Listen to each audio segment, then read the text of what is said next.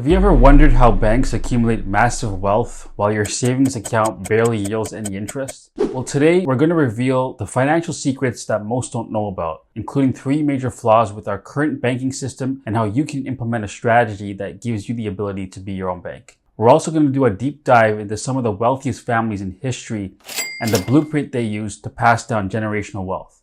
I'm Sean, and this is Smart Money Strategies. The banks operate using a powerful and overlooked principle called fractional reserve banking, which started in Europe by the 17th century.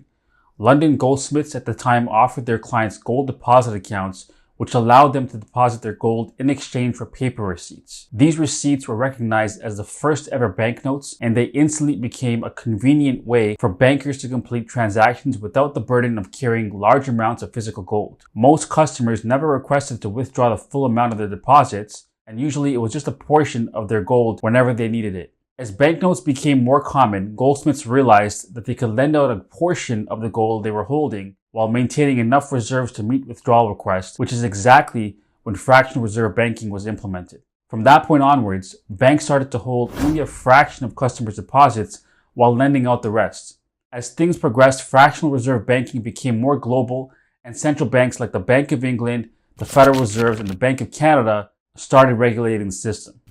By 1913, the Federal Reserve System was enforced in order to regulate banking and stabilize the economy. By then, it was known to have the biggest influence on the banking regulation in the world. Fractional reserve banking has now become the most dominant system in many countries around the world. It's one that we participate in regularly, and it continues to help banks create wealth by lending out more money than they actually have. With that said, some banks can lend out more than others depending on the reserve requirements that are implemented at that particular institution. For example, if the reserve requirements is 10% and the bank holds 100,000 in deposits, it can technically lend out 90,000 out of that 100 while only having 10,000 on reserve. In Canada and the US, the reserve requirement is actually 0%, meaning the banks can lend out 100% of your money and hold 0. Now, this can get pretty problematic in many ways, which we'll get into later, but the reserve requirements are put in place by central banks, and those requirements are different in many countries, ranging from 0% all the way up to 44% in countries like Australia. So this is why when you go to the bank and you're requesting for a larger amount, there's sometimes some pushback or delay. If you've experienced a delay or a line of questioning when trying to pull out this kind of money, you'll know what I mean. Most times the money isn't always there, and the banks need time to liquidate the cash, while other institutions need to abide by certain limits or policies before being able to provide you with the cash. This has happened firsthand to me when trying to make a purchase on a property, and I had to answer a line of questioning after waiting for a bank manager to authorize the withdrawal. If you need a 20% deposit to use towards a home purchase, for example, it can sometimes be pretty difficult to access that money the day you need it, and you're better off notifying the bank in advance. Now, this strategy is one of the bank's biggest wealth creators because they're basically taking your hard-earned money combined with other depositors while lending it out to others at much higher interest rates. It's the magic of leveraging people's money out. To put things in perspective, let's say you create an account with a bank and deposit $50,000 in checking your savings. When you create an account, there's usually an agreement in place that allows them to use a percentage of your deposits as loans to other customers. So technically, if you go to the bank and you ask them to give them your full $50,000, they can say no. Now, they owe it to you, but they don't have to give it to you on demand. And because the system has not collapsed, they will give it to you. So using the same example, the bank now takes your $50,000 and gives you a small interest, while they loan out $45,000 of that to another customer on a high interest loan, giving the bank more money to make on the spread. And here's where it gets crazier. The other customer doesn't just hold that $45,000, he goes and puts it in the bank.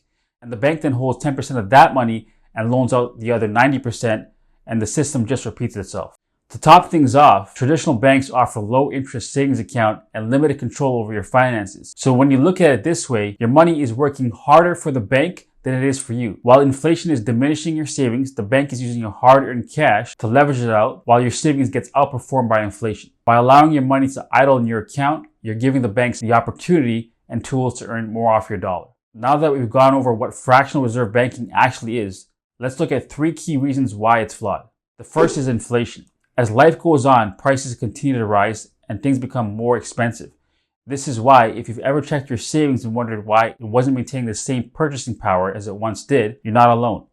When the reserves are constantly printing money, Where the banks provide credit, they are also contributing to inflation by increasing the money in circulation, which leads to higher priced goods and services. This is exactly what we're experiencing now with heightened inflation rates.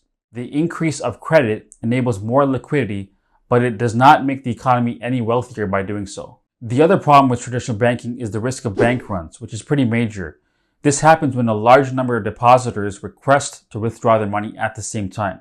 The bank may not have enough cash reserves to fulfill those requests, which can lead to a bank failure. There's nowhere near enough money in the bank that we all think there is to give people, especially if too many people went to the bank and asked to withdraw their money. The concept of charging a higher interest on loans continues to put more wealth in the lenders instead of the borrower's hand, which only elevates the gap between the rich and the poor. As a result of fractional reserve banking, banks have the power to manipulate the market by printing excess money, increasing widespread poverty, oppressing the poor, and reducing everyone else's value of money. This system can lead to further oppression of the poor and exacerbate economic inequality.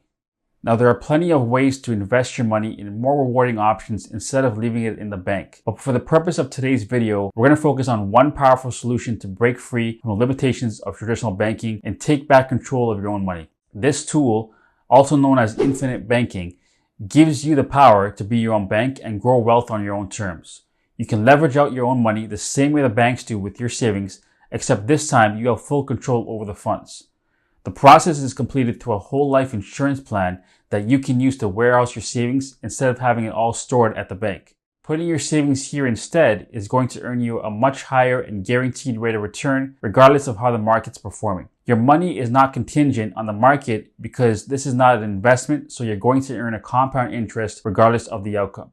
As mentioned, you can also earn compound interest in alternative investments, but the difference to note with these options is that you're required to park your money and let it sit in these accounts to maximize the compounding effect.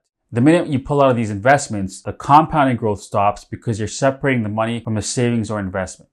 The reason why infinite banking is much more effective is because you have the option to loan against the policy and use it towards another investment while the cash in the plan continues to compound since you're not physically withdrawing it from the policy.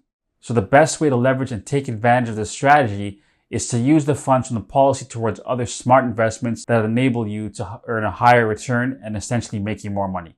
This way, you can use the returns from your investment to pay down the loan, save the rest, and repeat the process with other investments. When you think about it, it's exactly what the banks are doing now by lending out your deposits and earning the wealth off of it through the interest of other loans. Infinite banking is not a new concept. It's been around since the 1980s, and many prominent families harness its potential to boost their generational wealth and leave behind lasting legacies. The Rothschilds, Rockefellers, and Vanderbilts were known to be the richest families in the world, and they all used this method. It was commonly referred to as the waterfall method or family bank. Now, the Rockefellers were able to secure their prosperity for over 3 to 4 generations using this strategy. The Rothschild family was much smarter when it came to sustaining wealth and passing down generational habits, so much so that the family is still seeing success today. Both families did this by leveraging multiple whole life insurance policies. And here's how it worked. Let's say John D. Rockefeller acquires a policy with a $1.5 million death benefit and an accumulating cash value of $850,000 that he actively contributes to. The cash value is then usable towards any other high return investments. Now, suppose his 25-year-old son purchases a separate policy with a $1.5 million death benefit and a $200,000 cash value, while John secures another policy for his grandson valued at $3 million with a growing $20,000 cash value. This strategy amplifies capital control and allows the family members to access funds internally rather than resorting to external banks. This way, if John's son needs cash, he can make an agreement with his father so that the wealth stays within the family without resorting to the bank. Now, to demonstrate the waterfall method upon John's passing, the $1.5 million death benefit transfers to his son, who can then allocate it to settle debts, enhance his own policy, establish other policies for other family members, or invest it further. By extending large policies across their lineage, the Rockefellers transformed life insurance into a family bank by utilizing cash values throughout their lives and sustaining the wealth across generations. With that said, what are your thoughts on the infinite banking system, and are you ready to take control of your financial future? Well, I hope this video gave you more insight on the overall foundation of our banking system. The goal here was to show you an alternative that offers advanced control, flexibility, and wealth accumulation through the process of becoming your own bank. But remember, this is just the beginning. The journey to financial freedom requires knowledge, strategy, and action. So if you found this video valuable, remember to like, share, and subscribe to the channel for more insights that can help you create and sustain generational wealth. Thank you for watching. Until next time, take care and bye-bye.